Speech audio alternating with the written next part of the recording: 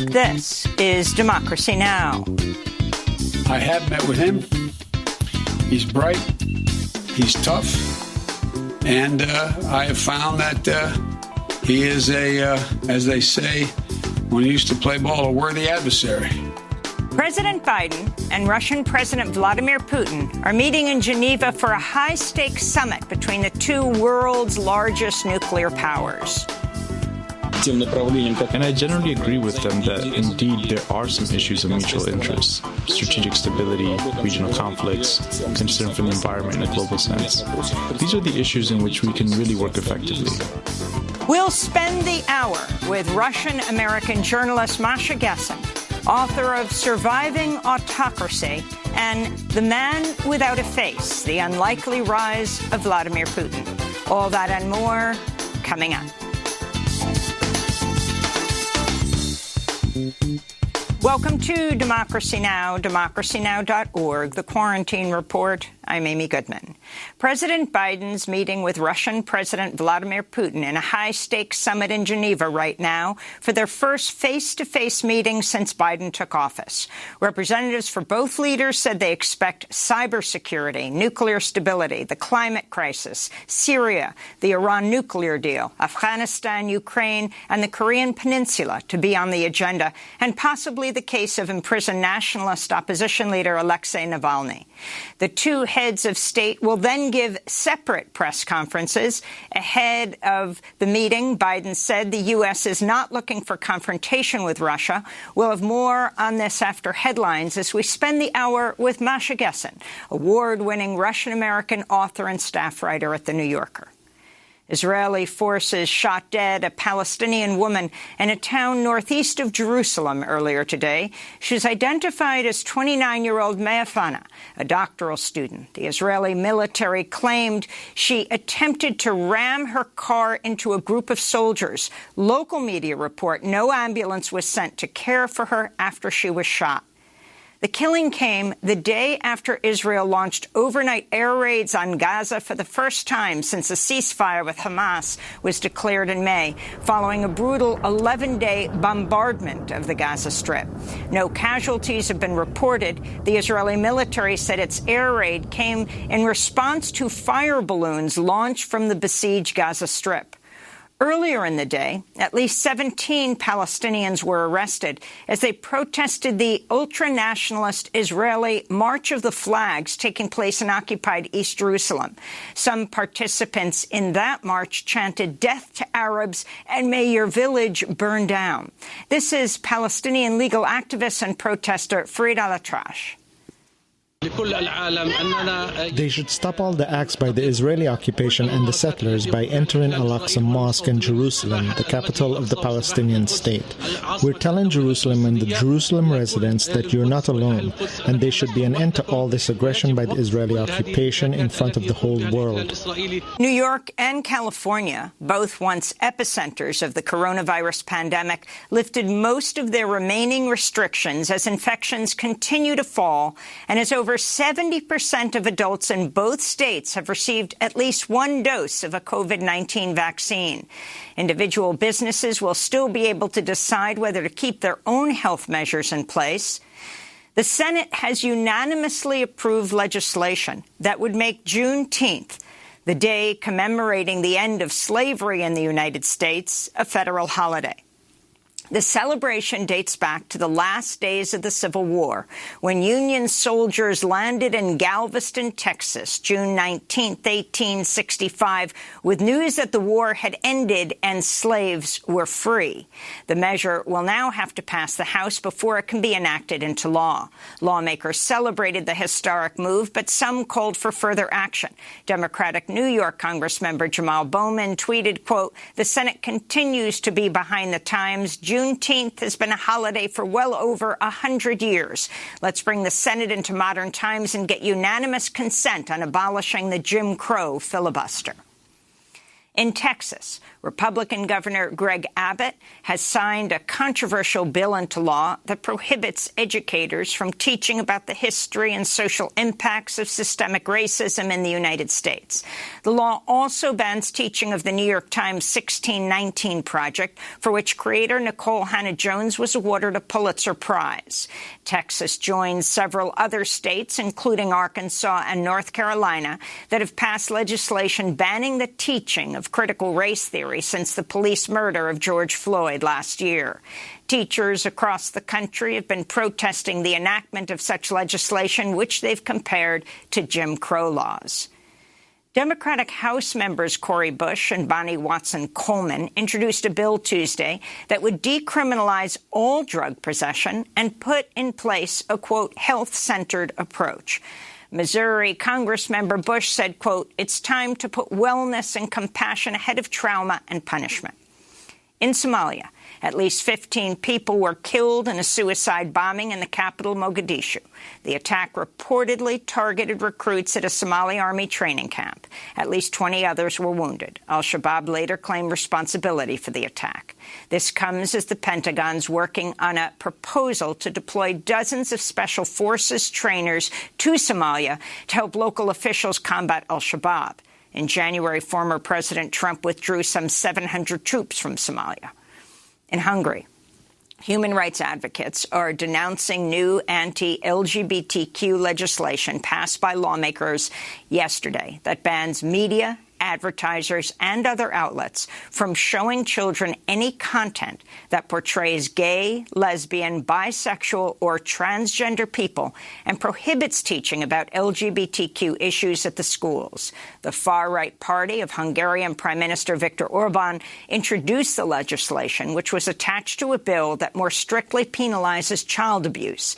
Opponents of the legislation have compared it to Russia's so-called gay propaganda law enacted in 2013.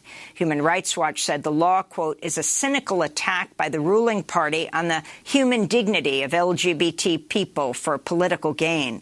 By falsely associating harmful illegal behavior with LGBT people, authorities invite hostility, hatred against them, fueling homophobia and transphobia, they said.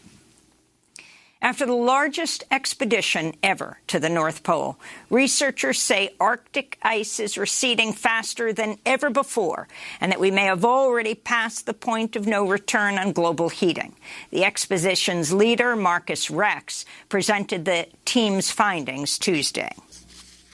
There are several tipping points in the climate system which lead to irreversible, sudden changes, which are triggered when the planet reaches a certain temperature. We have seen that we are on the verge of that tipping point, which will lead to the disappearance of the ice in the Arctic summer. Back in the United States, water and land defenders in Minnesota are continuing resistance actions against Enbridge's Line 3 pipeline. On Tuesday, activists blockaded a semi-truck loaded with drilling equipment lying on the ground and attaching themselves to the vehicle. At least 30 people were arrested Tuesday. This came a day after a Minnesota court upheld a state approval of the pipeline's expansion. The native-led group Honor the Earth said, quote, Line 3 is a clear violation of human rights and cultural rights to live as an Anishinaabe people promised in the 1855 treaty. President Biden must stop Line 3, they said. To see our interview with Indigenous leader Winona LaDuke, go to democracynow.org. President Biden named Lina Khan as chair of the Federal Trade Commission after the Senate confirmed her earlier in the day. Khan is a prominent critic of big tech. She wrote a widely held paper on the failure of antitrust laws to rein in Amazon while she was a law student at Yale. Senator Elizabeth Warren celebrated the news, tweeting, quote, with Chair Lina Khan at the helm, we have a huge opportunity to make big structural change by reviving antitrust enforcement and fighting monopolies that threaten our economy, our society, and our democracy, Warren said. The Biden administration announced new measures Tuesday to combat domestic terrorism following a review of extremist threats and in light of the January 6 insurrection at the U.S. Capitol. The new approach includes hiring more analysts and prosecutors at the Justice Department and FBI, improving communications on possible threats between the federal government and local authorities, as well as with social media companies. Attorney General Merrick Garland spoke Tuesday after the White House plan was released. The two most lethal elements of the domestic violence extremist threat are racially or ethnically motivated violent extremists and militia violent extremists. In the FBI's view, the top domestic violent extremist threat comes from racially or ethnically motivated violent extremists, specifically those who advocated for the superiority of the white race. Newly revealed emails show former President Trump, his chief of staff, and other aides pushed the Justice Department to back his false claims of voter fraud in the 2020 presidential election. The House Oversight Committee released the documents Tuesday, which show Trump and others began pressuring incoming acting Attorney General Jeffrey Rosen just an hour before Trump announced that William Barr would be stepping down as Attorney General. In immigration news, the Los Angeles Times reports the Biden administration is planning to expand a program that allows some Central American children to reunite with their parents living in the United States. Under the program, first enacted by the Obama administration, parents from Guatemala, El Salvador, and Honduras who have legal residency or temporary protected status in the United States can apply for their children to be allowed into the country. This comes as the Biden administration continues to detain thousands of unaccompanied refugee children. Last week, during a visit to Guatemala, Vice President Kamala Harris warned asylum seekers not to come to the United States. Janitors, maintenance and security workers around the U.S. and the world marked Justice for Janitors Day Tuesday and are holding actions all week to demand safety, fair pay, health care, immigration reform, and respect in the workplace. In Miami, unionized workers have been on strike since last Thursday over low wages, pay discrimination, and unfair labor practices. This is Miami janitor Walter Osoris. We need to work 2 or 3 jobs. Right now, I'm only sleeping 4 or 5 hours to be able to support my family. It's unfair. We want a better quality of life and for them to invest in us, in essential workers. William Vanden Heuvel, a former diplomat, lawyer, and advisor to Robert F. Kennedy, died Tuesday in New York City from complications of pneumonia at the age of 91. Vanden Heuvel fought for civil rights, including during his time at the Justice Department from 1962 to 64. He also advocated for better conditions for incarcerated people, calling on the media to help shine a light on the failures of the criminal justice system. In 1972, Vanden Heuvel wrote, quote, "The right to know in a democracy frequently depends on the demand to know by the media." He is survived by his wife, his 2 daughters, including Katrina Vanden Heuvel, publisher and former editor of The Nation magazine. And the Goldman Environmental Prize announced its 2021 winners, recognizing grassroots climate justice activism across the world. Vietnam's Thai Van Nguyen, combating illegal wildlife trade and poaching. Kimiko Hirata is a climate activist working to halt Japan's use of coal. Maidi Bilal led a blockade to cancel 2 proposed dams in protected areas of Bosnia and Herzegovina. Here in the United States, Sharon Levine activated her community in Louisiana to stop a hazardous plastics plant from being built. In Peru, Liz Chique Churay helped found the Yaguas National Park, which protects more than 2 million acres of Amazon rainforest, and Gloria Mujica Komoto spearheaded a campaign which led the government of Malawi to impose a ban on thin plastics, a type of single-use plastic. She spoke at Tuesday's virtual awards ceremony. Many countries around the world are regulating quantities and types of plastics being produced and used. But we're still drowning in plastic.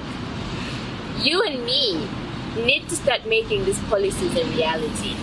We need to start making different choices, different decisions. We need to start refusing plastics and start reducing our part of the waste. And those are some of the headlines. This is Democracy Now!, democracynow.org, the Quarantine Report, the War and Peace Report. When we come back, President Biden and Russian President Vladimir Putin are meeting in Geneva for a high-stakes summit. We'll spend the hour with the Russian-American journalist Masha Gessen, author of Surviving Autocracy and The Man Without a Face, The Unlikely Rise of Vladimir Putin. She'll speak to us from Tbilisi, Georgia. Stay with us.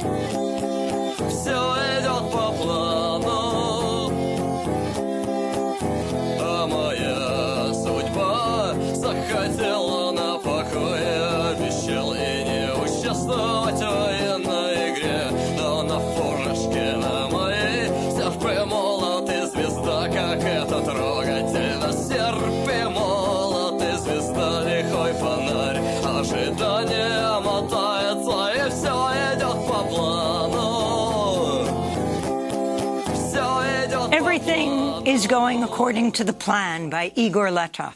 This is Democracy Now!, democracynow.org, the Quarantine Report, the War and Peace Report. I am Amy Goodman in New York, joined by Democracy Now! Co-host Nermeen Sheikh. Hi, Nermeen. Hi, Amy, and welcome to our listeners and viewers around the country and around the world. President Biden and Russian President Vladimir Putin are meeting in Geneva, Switzerland, for a closely watched summit between the world's two largest nuclear powers. Topics expected to be discussed include nuclear arms, cybersecurity, Syria, the Iran nuclear deal, Afghanistan, Ukraine, the Korean Peninsula, the climate crisis, Putin's crackdown on dissent inside Russia, and the U.S. military presence near the Russian border.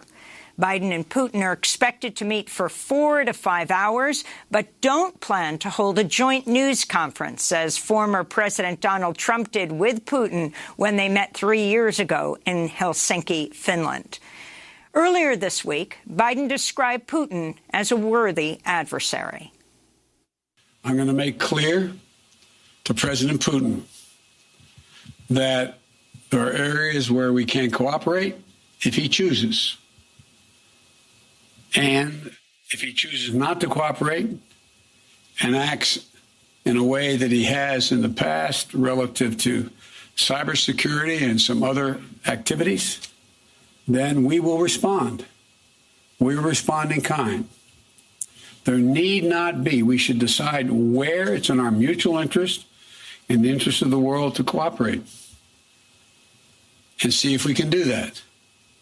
And the areas where we don't agree, make it clear what the red lines are. I have met with him. He's bright, he's tough, and I have found that he is as they say when he used to play ball, a worthy adversary. During a recent interview, Russian President Vladimir Putin expressed hope the summit would focus in part on areas where the countries share mutual concerns. It seems to me the summit will help to restore contacts, relations, establish a direct dialogue, create a functioning mechanism for action in those areas that are of mutual interest. There are such interests, and I generally agree with them that indeed there are some issues of mutual interest: strategic stability, regional conflicts, concern for the environment in a global sense. These are the issues in which we can really work effectively. Ahead of the summit, Presidents Biden and Putin have faced calls to restart nuclear arms talks. This is Beatrice Fien, head of the Nobel Peace Prize-winning ICAN, the international campaign to abolish nuclear weapons. Well, these two countries, they hold over the 90% of the world's arsenals. So these two individuals basically have the ability to end the world as we know it. And unfortunately, we've seen a huge deterioration in the relationship between these two countries in the last 10 years. Since Obama and Medvedev negotiated the New START treaty, things have not improved after that. It's been lots of withdrawals from bilateral agreements, hostile rhetoric. We've seen a huge modernization and upgrades of nuclear programs, new types of nuclear weapons, new missions, and an increase of the kind of role of nuclear weapons in these two countries' security policies. To talk more about the Biden-Putin summit and other issues, we're joined by the Russian-American journalist and writer Masha Gessen. Masha is a staff writer at The New Yorker and the award-winning author of numerous books, including The Man Without a Face, The Unlikely Rise of Vladimir Putin, The Future is History, How Totalitarianism Reclaimed Russia, and most recently, Surviving Autocracy, which has just come out in paperback. Masha joins us from Tbilisi, the capital of the country of Georgia. Welcome back to Democracy Now!, Masha. Why don't we start off by you talking about the significance of this summit, Vladimir Putin and Joe Biden meeting in Geneva, Switzerland. We are speaking as they have just sat down. Thank you, Amy. It's good to be here. I think that this is an event that's more significant for Vladimir Putin. The very fact of the summit, the fact that Biden is, that Biden called him a worthy adversary, that he called him bright, that he's being treated as someone to sit down with and discuss the world. All of these are things that are incredibly valuable to Putin, and they are, unfortunately for him, an end in itself. Right? He accomplishes what he has come to Geneva for by simply having the summit. Biden is concerned in the sort of standard American idiom with deliverables, with finding areas of common interest, and he's alone in that. He's alone in actually trying to negotiate in good faith. There are also other significant distinctions between these two men. One is a legitimately elected president and a good faith actor. The other is a dictator who shores up his power by murdering his opponents, by jailing his opponents, and by rigging elections and dominating the media. He is not an illegitimate president, and he is not a good faith negotiator. And Masha, Biden is the fifth U.S. president that Putin will be meeting. Putin having been in power for over 20 years, the longest time that any leader, Soviet or Russian, has been in power since Stalin. What do you think, and Putin having said, as we played earlier, that this is the worst point in U.S.-Russia relations, do you think Putin thinks anything substantive will come out of the summit, which is beneficial for Russia? So it's a really good point that he is the fifth president, that Biden is the fifth president that Putin is meeting with. I think that these two men have very different sort of experiences of having the summit. For Biden, it is quite possibly the only summit he will ever have with Vladimir Putin. For Putin, it's a meeting with a temporary occupant of an office in which there's turnover. Right? It's a stop on a long and sort of ongoing journey, and I think a journey that he perceives very much, and I think quite accurately, as sort of a deterioration of American democracy. And here's another sort of stopover, perhaps a pause in the deterioration of American democracy, and Putin is going to have a talk with the person who's currently occupying the chair, right? So these are like perceptually very, very different things. What does Putin want to get out of it that's even more than just the fact of having it? You can see how sort of the normal mechanisms of participating in a summit have kicked in on the American side and have already given Putin a lot of the things that he wants. Right? Biden is talking about areas of mutual interest. Biden is talking about sort of discussing the world, perhaps discussing the Middle East with Putin. this reaffirms Putin's something that's incredibly important to him, which is this idea that you cannot do things in the world without consulting Russia. This has been a central theme of his presidency and of his consolidation of power. He builds it on this nostalgia for the greatness of the Soviet Empire, for nostalgia for the superpower. And he spent a lot of the early decade in office talking about the ways in which Russia had been humiliated by the world, in which Russia is not consulted. Right? A breaking point in that sort of story of humiliation came 6 years ago in 2015, when President Obama, whose vice president was Joe Biden, could not get congressional support for intervention in Syria.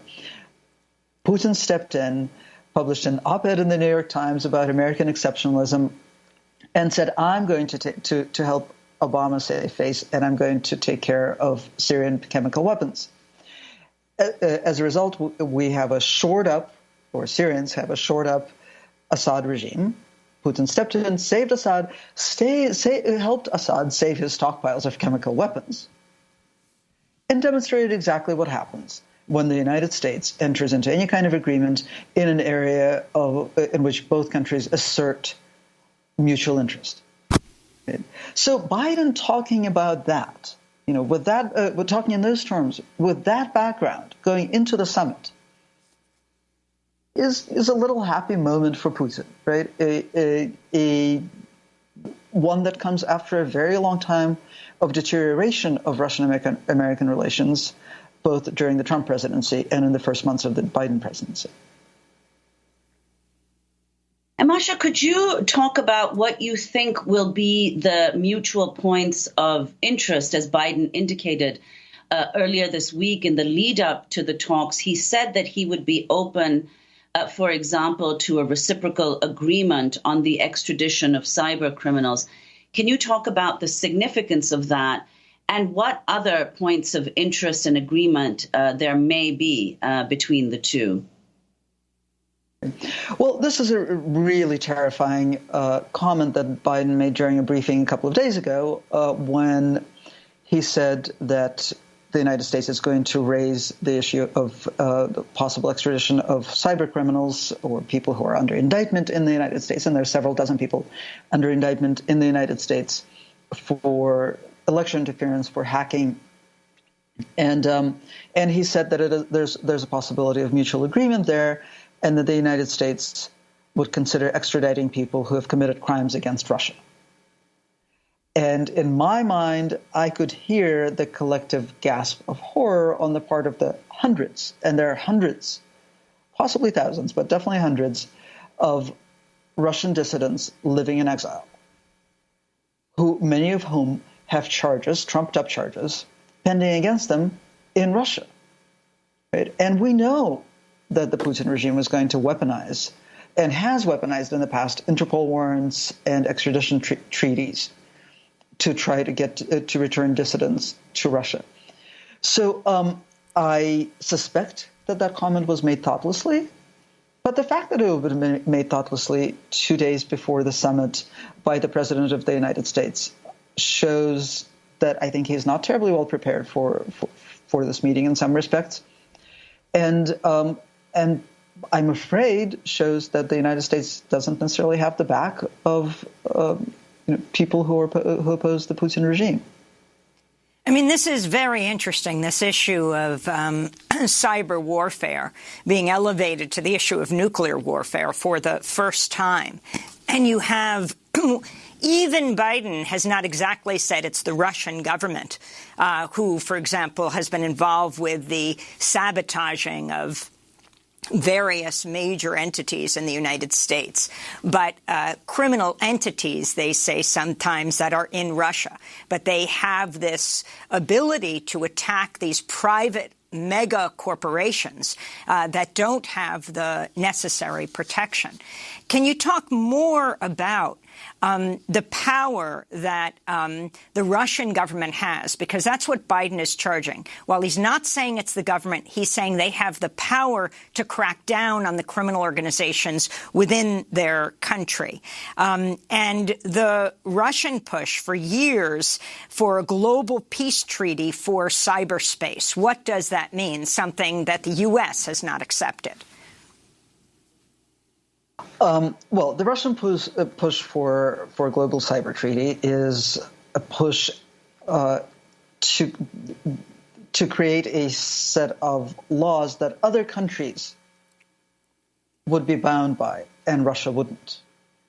This is how law functions in Russia, and there's no reason to expect that Russia would have a different attitude toward the law, toward international law. In fact, Russia doesn't have a different attitude toward existing international law than it does toward law within its own borders. Right? The law exists for Putin to consolidate power. The courts exist for Putin to consolidate power. The jail exists for Putin's opponents. Right? That's how the law sort of functions in the Putinite imagination. Now, as for whether these cyber entities are actual government agencies or not, Russia practices a system of plausible deniability, and this goes far beyond cybercrime. Right? It's the Russian government, in some significant ways, functions as a sort of syndicate, right, with a lot of freelancers. I think when we learn more about political murders in Russia, we will find out that there's a lot of freelance activity going on there as well, right? Certainly, that's how Russia has, on the rare occasions, then, that people who have actually killed politicians, such as Galina Starovoytova, who was a parliament member who was killed in 1998, Boris Nemtsov, an opposition politician who was shot to death in front of the Kremlin in 2015. On the rare occasions that someone has actually been prosecuted, it's always been sort of a freelancer, the gunman, who will not disclose who the original, the person who made the original assassination order was. Right. So I think that's, we're basically talking about a state that functions as a criminal syndicate, and that points to parts of its body and says these are not government agencies. I want to go to Alexei Navalny. A news conference after NATO summit in Brussels, President Biden's asked how U.S.-Russia relations would be affected if Kremlin critic Alexei Navalny were to die in detention. Navalny's death would be another indication that Russia has little or no intention of abiding by basic fundamental human rights. It would be a tragedy. It would do nothing but hurt his relationships with the rest of the world, in my view, and with me. Now, Russian President Vladimir Putin was asked on NBC News by Keir Simmons, did you order Alexei Navalny's assassination? This was Putin's response. Of course not. We don't have this kind of habit of assassinating anybody. That's one. Number two is, I want to ask you, did you order the assassination of the woman who walked into the Congress and who was shot and killed by a policeman? Do you know that 450 individuals were arrested after entering the Congress, and they didn't go there to steal a laptop? They came with political demands. 450 people have been detained. You're talking about the capital. They're looking at jail time between 15 and 25 years. And they came to the Congress with political demands. Isn't that persecution for political opinions? So that is Russian President Vladimir Putin speaking on NBC News. Masha Gessen, can you talk about this? You've written a whole piece in The New Yorker about Alexei Navalny and who he is and what's happening to him now in jail. But also this equation that President Putin is making with the insurrectionists that rioted at the Capitol on January 6th. I've written many pieces about Alexei Navalny over the years. Look, I think that the world lasts long enough for the future to have historians. They will look at that NBC interview with Putin as a moment of just incredible shame.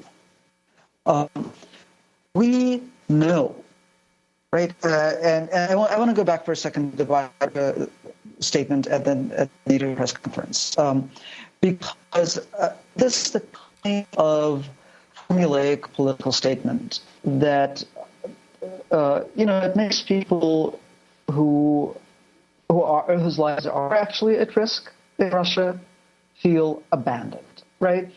So let's think about this. Biden says, if Navalny dies in prison, this is going to be another indication that Russia has no intention of abiding by human rights treaties, rules, whatever he said. Another indication? Like, we need another indication? After 22 years of this? Masha, we're going to break because we want to reconnect with you. We're having a little trouble with your audio and definitely get back to this question. Masha Gessen, the award-winning Russian-American journalist, staff writer at The New Yorker, will return to our conversation with her. She's in Tbilisi, Georgia, as we will speak to them after the break. We're talking about the Putin-Biden summit that's taking place right now in Geneva, Switzerland. Stay with us.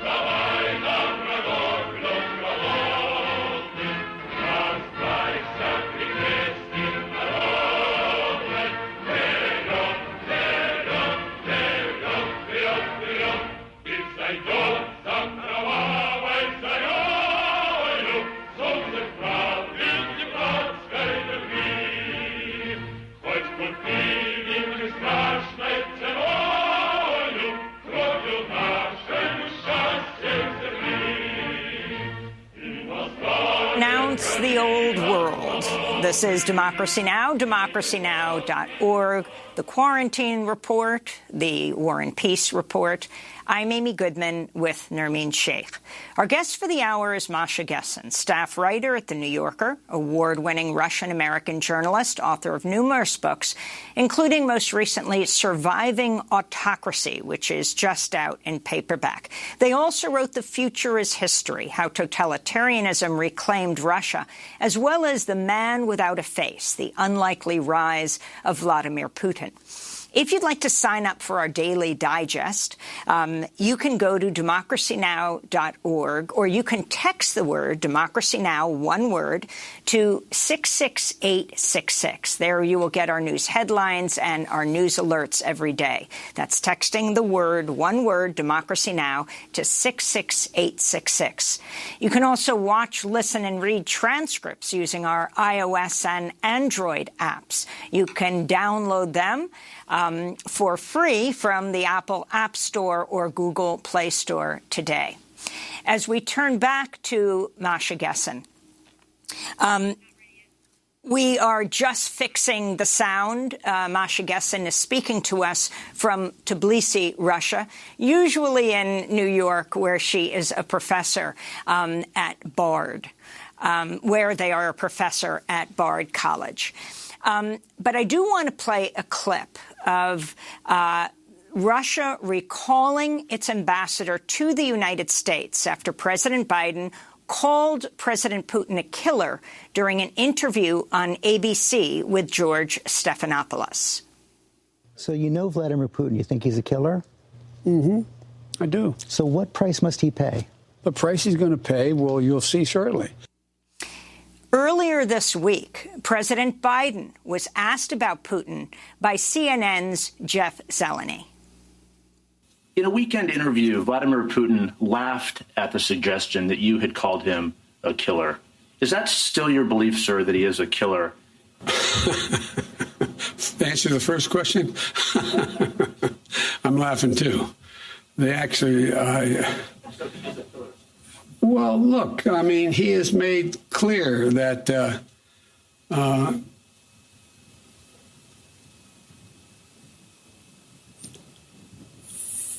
the answer is, I believe he has in the past essentially acknowledged that he was, there are certain things that he would do or did do. But look, when I was asked that question on air, I answered it honestly. But it's not much of a, I don't think it matters a whole lot in terms of this next meeting we're about to have. So that was President Biden. We're going back right now to Masha Gessen. They're now joining us by telephone from Tbilisi, Georgia. Masha Gessen is writer at The New Yorker, award-winning Russian-American journalist and author of many books that I've just laid out. Masha, you were talking about Alexei Navalny. You have written extensively about Alexei Navalny, the longtime nationalist, clearly for many years anti-immigrant opposition leader in Russia. And then if you can go to this whole discussion that's really, that we just really, that's really inaccurate. And why don't you say what you think? Yeah, that's what I really think. Look, he's a pro-democracy activist. He is an anti-corruption activist. He has, many years ago, he made two really videos. Since then, he has clarified his position repeatedly. He, I have absolutely no doubt that he is a sick nationalist, right? Not a nationalist, and as a nationalist anti-immigrant activist, especially right now when he is in prison and unlike it's just not right? Actually, not right. But it's really possibly a mistake to make him journalistically to be him that way. We really need to be talking about a person, a pro-democracy who has survived an assassination attempt and is now struggling with an attempt to kill him slowly in prison.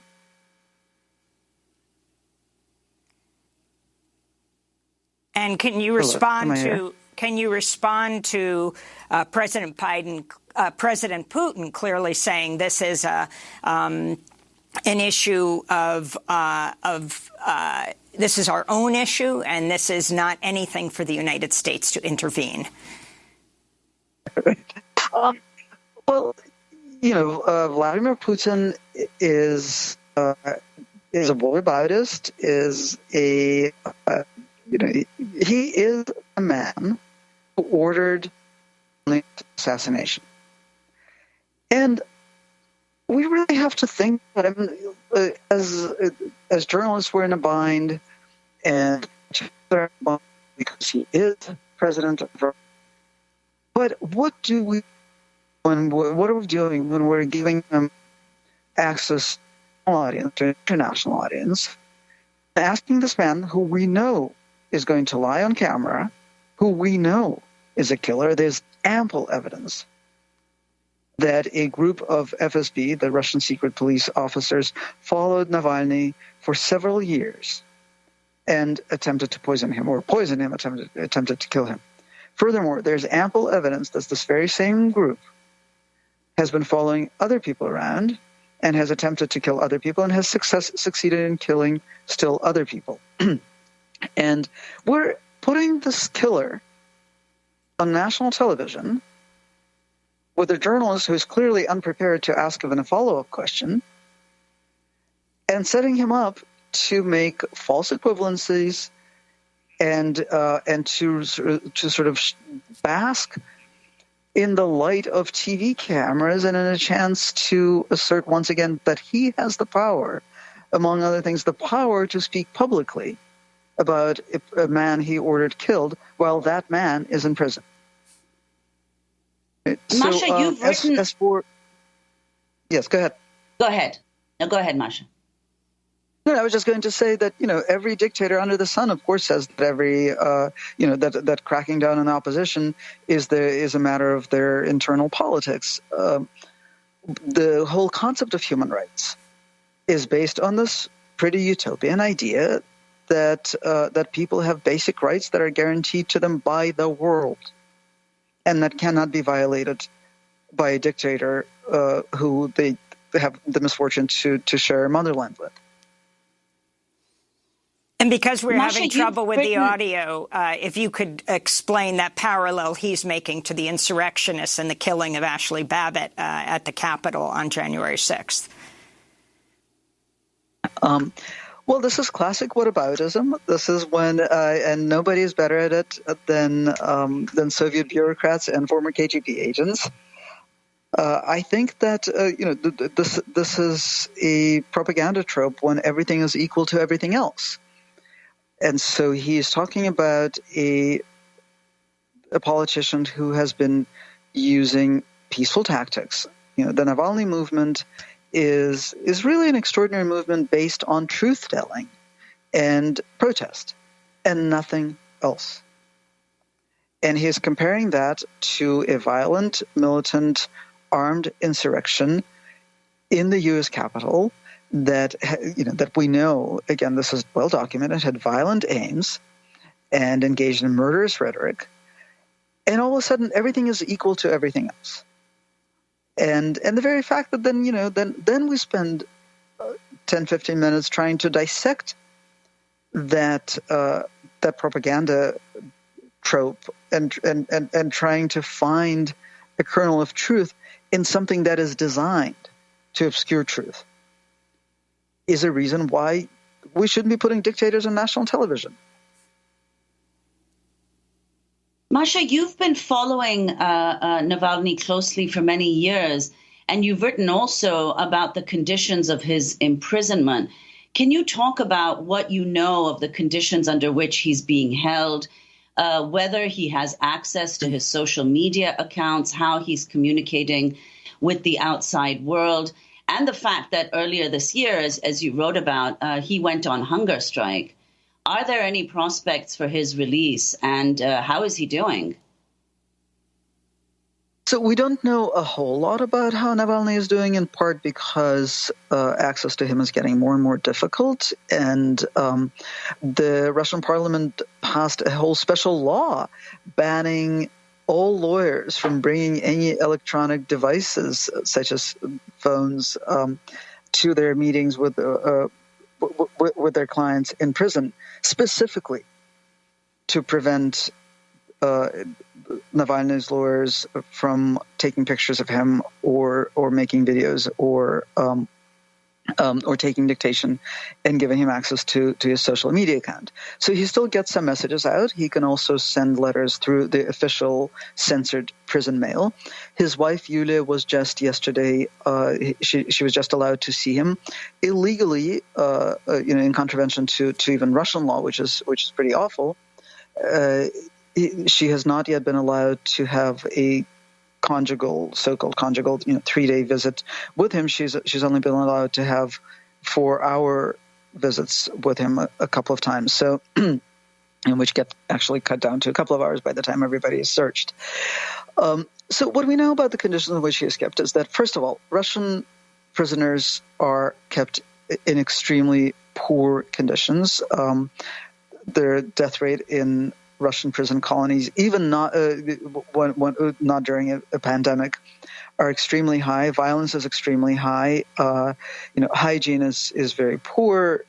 Food is extremely bad, in part because it is supplied by sometimes by a company owned by Putin's cook and closest ally, whom Navalny has helped expose. So health conditions for all prisoners are extremely poor. Navalny's conditions are worse than those of many other prisoners, among other things because he is tortured with sleep deprivation. So he was placed on a list of escape risk of prisoners who are considered an escape risk. And so to make sure that he is still there, he is awakened by the guards every hour during the night. And this has been going on for 120 days that he's been in prison. He has also recently recovered from poisoning with the nerve agent Novichok, which sent him into coma in August of last year. We don't know what the state of health is for somebody who has recovered from an attack with a chemical weapon, which is what Novichok is. When Navalny was feeling unwell in March, he asked for an outside doctor, which is something that Russian law guarantees him, but he was not given access to an outside doctor, which is why he went on hunger strike. He called off his hunger strike as his health deteriorated, and he got some concessions, but not full concessions. But at least he didn't get to see his doctor, but he did get to see a doctor. Right now, we don't know a whole lot about the state of his health, but when he appeared in court a couple of days ago by video link, he looked absolutely awful. He looked skinny, he looked gaunt, he had bags under his eyes. He did not look like a person in good health by any stretch of the imagination. Well, Masha, I'd like to turn to another issue which has to do with the pandemic, but in particular the pandemic now in Russia, which has been reporting among the highest number of caseloads a day, and where, as a result of the levels of vaccine hesitancy, which of course we see here in the U.S. as well, but because of the levels of vaccine hesitancy in Russia, Moscow's mayor is now, much like in the U.S., offering all kinds of incentives for people to get vaccinated. So could you talk about this, the rise, the high number of infections now in Russia, the issue of vaccine hesitancy, and how the Putin government has dealt with administering vaccines to the population? So I think there are two things at play, and this is really fascinating. It would be really amazing if we weren't talking about human lives here. But I think the two things that are at play are a total lack of trust in the government. So even though Russia was the first country in the world to have a vaccine, and it just it skipped safety trials because the entire population is basically a population of test subjects and went directly to making the vaccine available. But lucked out, it seems that the vaccine is safe from all available information and extremely effective. And yet, Russia has one of the lowest vaccination rates now in the world, certainly of countries where the vaccine has been available for any significant amount of time. Moscow has certainly been in the position for months now where the vaccine is available just for the asking. There are no shortages, and yet people are not taking the vaccine because they don't trust the government. But I think another reason that they are not taking the vaccine is because of the general sort of culture of a lack of respect for human life, which is also characteristic of this particular government. Under Putin, human life is worthless, right? You can poison an opponent.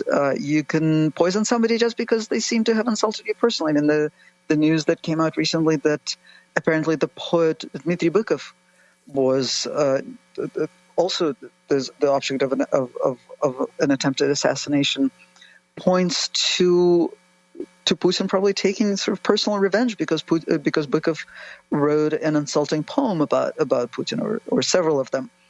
And so where human life is just worthless to the authorities, it also becomes worthless to the people living in the country. And in a sense, it's a rational decision, right? If you're risking your life just by living in Russia, not just because not only because if you're a member of the opposition, but if you're just a Russian subject, but just because of the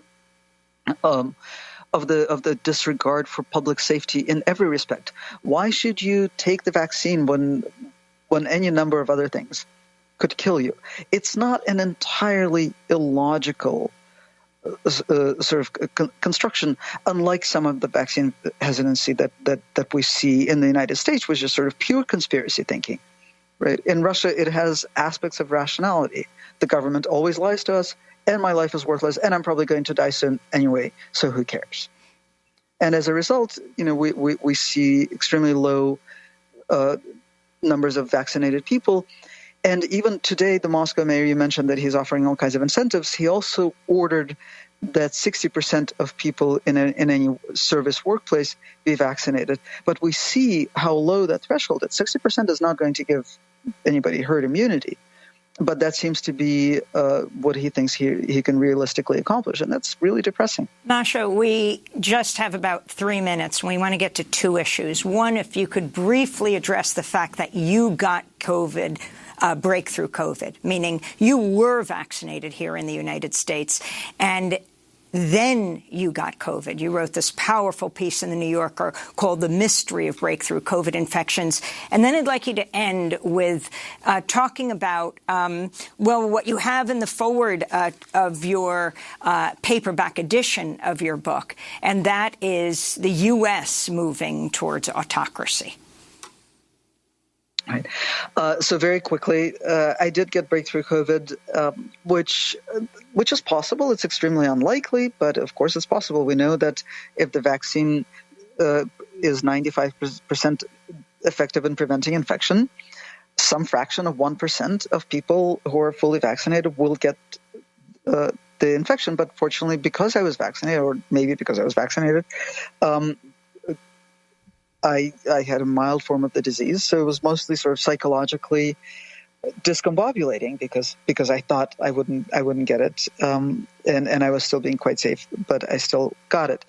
But I'm obviously much more interested in the subject of autocracy, and I think many people are awake to this now, to this sense that we continue to live in an incredibly divided country, where we have one party that is an anti-democratic party, and another party, the other party, is trying to act as though we're sort of back to normal.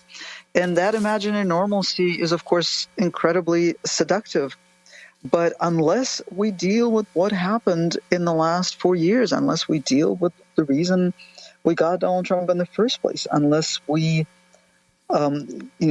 reckon with the part of the country that has some really crazy beliefs, and with the divided reality that we inhabit, if we think of ourselves as a we, then I think we're enjoying a very, very short respite from a slide toward autocracy. And we're going to talk more about your book, which is just out in paperback. It's called Surviving Autocracy. Masha Gessen has been our guest. We're going to bring you a part 2 at democracynow.org. Masha is speaking to us from Tbilisi, Georgia. Masha is a staff writer at the New Yorker magazine, award-winning Russian-American journalist, and has written a number of books. That does it for our show. Democracy Now! Is produced with Renee Feltz, Mike Burke, Dina Guzder, Maria Tarasena, Carla Wills, Tammy Warnoff, Tarina Nadura, Sam Alkoff, Tamari Astudio, John Hamilton, Robbie Karen, Honey Massoud, and Adriano Contreras. Our general manager is Julie Crosby. Special thanks to Becca Staley, Marion Barnard, Paul Powell, Mike DeFilippo, Miguel Noguera, Hugh Grant, and Dennis Moynihan. I'm Amy Goodman with Nermeen Sheikh. Stay safe.